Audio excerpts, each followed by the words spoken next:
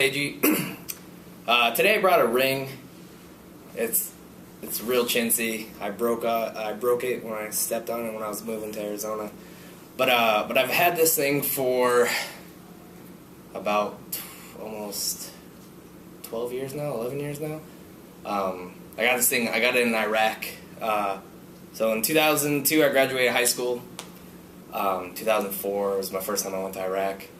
But anyway, so the reason I got this ring was I was really busy during the day.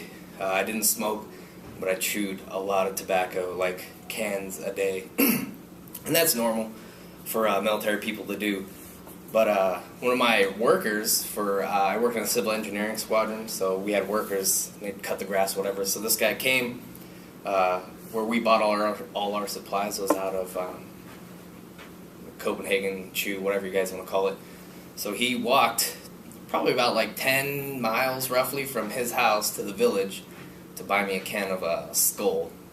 And then he bought me a can of organic tobacco-free chew, which I don't recommend to anybody. But anyways, so regardless of the fact, he bought me that stuff, and so I started giving him money every time he went downtown and he bought me. And this is something he wasn't doing for any other purpose other than trying to help me out, you know what I mean? And the reason I wanted to talk about it is, with everything going on with Chris Kyle and all this or whatever and stuff like that, from experience, when I was 19 years old the first time I went to Iraq, the first thing that went in my mind was like, let's F these dudes up, you know what I mean? Like, let's show these guys, what's going to happen if you mess with us or whatever. But, my attitude and my thinking, it changed quickly, talking to the guys, learning about them, you know what I mean? They have families, a lot of them live in huts, made out of, like, adobe would be the best way to describe it. But, these guys are people, these guys are just coming onto base. They make about $1.50, $1.85 a day, working, doing not slave labor, that's bad, doing the shitty jobs around base, you know what I mean? And, for this guy, he went to a different city. He walked. He doesn't have a vehicle. He walked, used his own money from his paycheck, took money from his family or whatever to give me this ring, and it meant a lot to me. Unfortunately, I don't know what happened to him.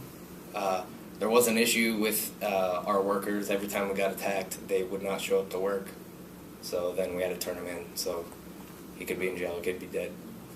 But nonetheless, this ring, it still means a lot to me, you know what I mean? It kind of changed my perspective on, I guess, war, why we go there, and who we're fighting, you know what I mean?